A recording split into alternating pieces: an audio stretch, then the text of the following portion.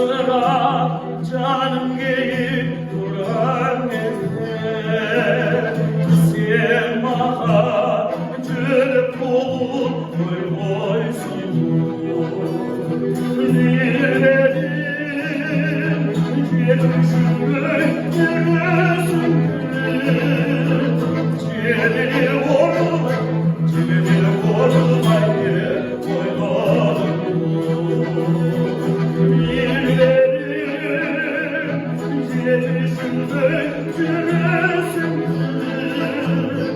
Cebeli vurdum ayı koymadım Muhtarım boşa kurulan getir Sen bana kanat açıp boy boysun Milletin yetişinde yürürsün Cebeli bekle boy Lilerim yetişimde yürürsün Cebeli bekle koymadım Al sıra al bakayım buradan gelir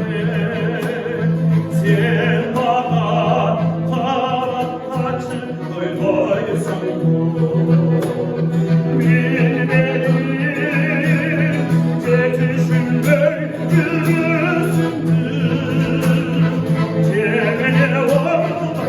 Cebeli vurdum ayı koymadım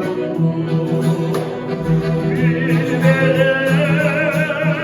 yetişimde yürürsün Cebeli vurdum ayı Cebeli vurdum Cebeli bekle koymadım Vay balle.